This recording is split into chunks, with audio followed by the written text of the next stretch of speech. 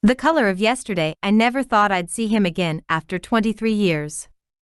Not here, not in the small coffee shop 3 blocks from my apartment where I stop every morning for my latte before heading to the office. Yet there he was, salt and pepper hair replacing what had once been chestnut brown, laugh lines around eyes I'd recognize anywhere. Daniel. My coffee order hung suspended between my lips and the barista's patient smile as I tried to process the sight of him, hunched over his laptop in the corner, completely oblivious to how he'd just shattered the careful equilibrium of my Wednesday morning routine. "Ma'am," the barista prompted. "I'm sorry," I stammered, completing my order on autopilot, my eyes never leaving his profile. The logical part of my brain, the part that had flourished in my career as an architect, told me to take my coffee and walk out. What good could possibly come from reopening a wound that had taken years to heal? But something else, something buried beneath decades of carefully constructed defenses, propelled me toward his table. "Daniel?" He looked up, confusion flickering across his face before recognition dawned. "Emma?" His voice was exactly as I remembered, though slightly rougher around the edges. "My God, Emma Fraser." "It's Emma Whitaker now," I corrected, though the name had never felt quite right, even after 18 years of marriage. "Of course," he said, closing his laptop and gesturing to the empty chair opposite him. "Please, sit. Unless you have to." "I have time," I said, though I'd be late for my meeting. Some things were worth rescheduling. We'd been inseparable that summer after college graduation. 22 and drunk on possibility, we'd met at a gallery opening in downtown Chicago where my senior architecture project was being featured. Daniel was a photographer's assistant, working the event. He'd approached me as I stood awkwardly beside my scale model of a sustainable community center. "You built this?" he'd asked, genuine admiration in his eyes. "Designed it," I'd corrected with a smile. "Though I did construct the model." "It's remarkable," he'd said, and for the first time that evening, I believed it might be.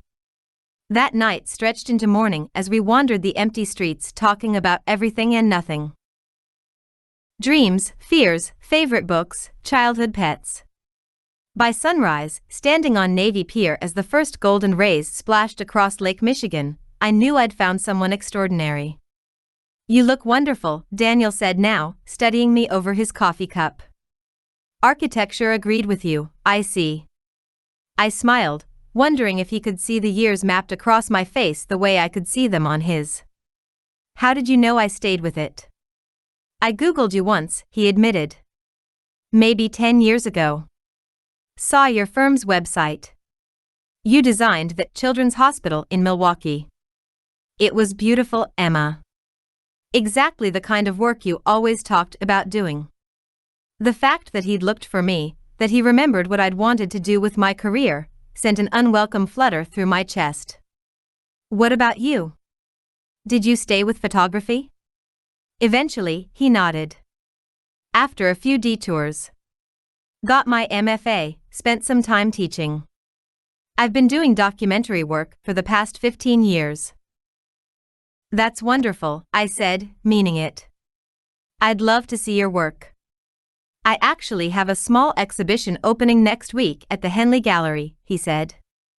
"Nothing major, just some pieces from a project I did in rural Michigan last year." "The Henley? That's hardly nothing, Daniel." "That's impressive."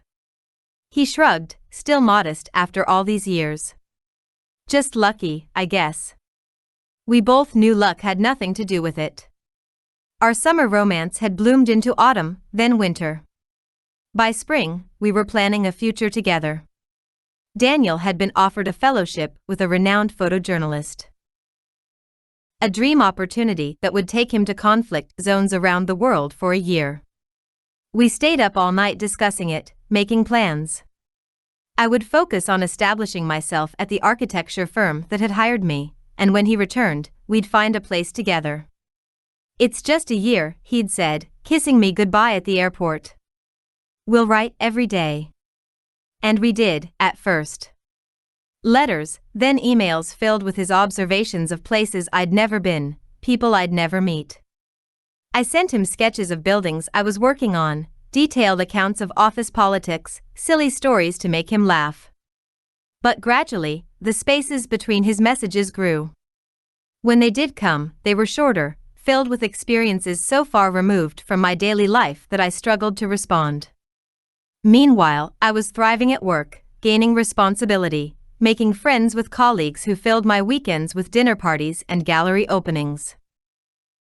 7 months into his fellowship, his email arrived at 3 a.m. He'd met someone, a journalist covering the same stories. He hadn't meant for it to happen. He was sorry. So very sorry. I never replied. Are you married? I asked now, noticing he wore no ring. Divorced, he said. 10 years ago. No kids. You? Married 18 years. 2 daughters. Lily's in college now, and Sophie's a junior in high school. You always wanted daughters, he said softly. I nodded, surprised he remembered that detail from our late-night conversations. And you? Did the journalist. I couldn't bring myself to say her name. Shelby, he supplied. No, that ended before the fellowship did. We were too different outside of the work. What we had was intense but not real, I finished for him. His eyes met mine. Not like what we had. The air between us thickened with unspoken regrets. After Daniel, I'd thrown myself into my work. 12-hour days at the office, weekends spent volunteering with a program teaching architecture to inner-city kids. Anything to keep busy, to exhaust myself enough that I wouldn't lie awake remembering the feel of his hand in mine. I met Thomas at a firm function 2 years later. He was steady, reliable, a real estate developer with a 5-year plan and a fondness for jazz. He knew what he wanted. A partner, children, a house in the suburbs. After the chaos of loving and losing Daniel, Thomas's certainty was comforting. When he proposed 6 months later, I said yes without hesitation. It was a decision made with my head, not my heart, but I convinced myself that was wiser in the long run. The irony was that my marriage to Thomas had been good, mostly. We'd built a comfortable life. He was a devoted father, a supportive husband. We rarely argued. But there had always been something missing. A passion, a depth of connection that I'd only ever experienced once. Last year, when Thomas told me he'd met someone else, I'd felt more relief than betrayal. Our divorce had been amicable, a mutual acknowledgement that we'd grown in different directions. The girls had adjusted better than I'd feared. At 45, I was starting over, living in my own apartment for the first time in nearly 2 decades, rediscovering parts of myself I'd tucked away. I've thought about you, Daniel said, pulling me back to the present. Over the years. Wondered if I'd made the biggest mistake of my life. I took a sip of my latte, now lukewarm, buying time. We were young, I offered, the platitude falling flat between us. I was a fool, he countered. Caught up in the excitement, the adventure. I didn't realize until it was too late what I'd thrown away. You were following your dream, I said, surprised to find I meant it. We both were. Maybe our timing was just wrong. Maybe, he conceded. Or maybe I was a coward. Too afraid to believe something so good could actually last. I studied him, this man who'd once been the center of my world. Did you ever try to find me? After? He nodded, eyes downcast. About a year later. I called your old apartment, but your roommate said you'd moved. No forwarding information. I even went by your firm once when I was back in Chicago, but they said you were in meetings all day. I left my number with the receptionist. I remembered that day. The receptionist had given me a message slip with his name and number. I'd crumpled it up and thrown it away, still too hurt, too proud to call. I was young too, I said. And stubborn. His hand moved across the table, hesitating just short of touching mine. Emma, would you come to my exhibition? Next Friday, 7 p.m. Bring your daughters if you'd like. The invitation hung between us, weighted with possibilities I wasn't ready to consider. I'd like that, I heard myself say.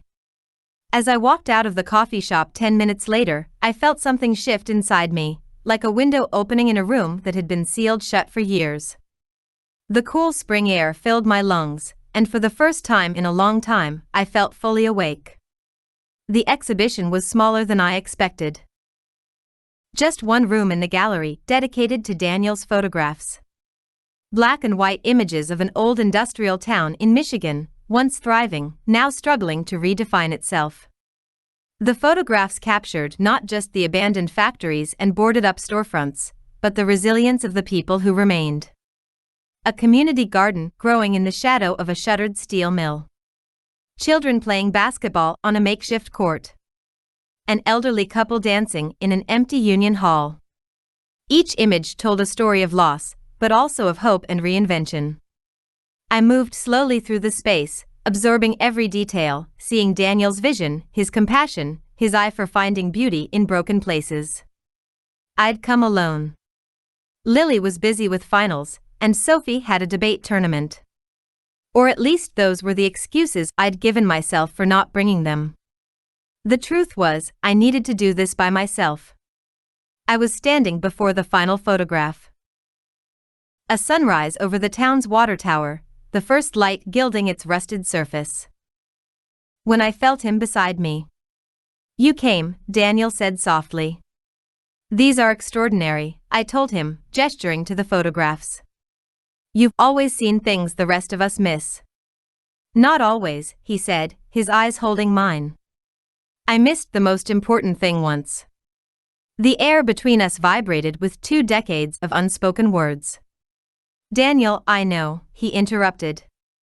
It's been 23 years. We're different people now. You have a life, daughters. I'm not expecting anything, Emma. I needed you to know that not a day has gone by that I haven't regretted what happened. That I haven't missed you. I took a deep breath. I have an early meeting tomorrow, but I was thinking of getting a late dinner after this. Would you like to join me? His smile was answer enough. 6 months have passed since that night at the gallery. Daniel and I have been taking things slowly, rediscovering each other one conversation at a time. He's met my daughters. Lily suspicious at first, Sophie immediately charmed by his stories.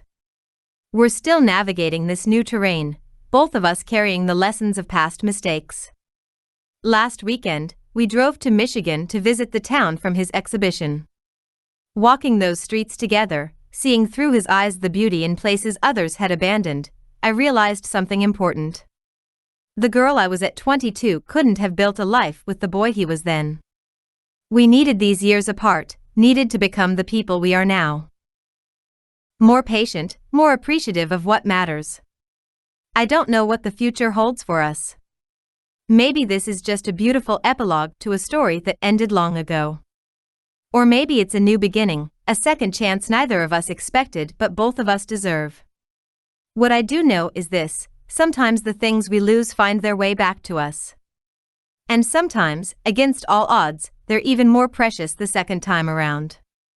I look at Daniel now, asleep beside me, his face softened in the early morning light. Outside my window, Chicago is waking up, the city we once walked as young lovers now witnessing this improbable reunion. I wonder what those 2 young people would think if they could see us now, if they could know that the thread between us, though stretched thin by time and distance, never fully broke. I brush my fingers lightly across his cheek, careful not to wake him. There will be time for words later. For now, in the quiet of this moment, I allow myself to feel something I thought I'd never experience again. The simple, profound joy of being exactly where I'm meant to be, with exactly the right person, at exactly the right time. Some loves aren't meant to last forever. Some are just meant to change us, to shape us into the people we need to become. And some, the rarest kind, find their way back when we're finally ready to receive them. I don't know which kind ours is yet. But for the first time in 23 years, I'm not afraid to find out.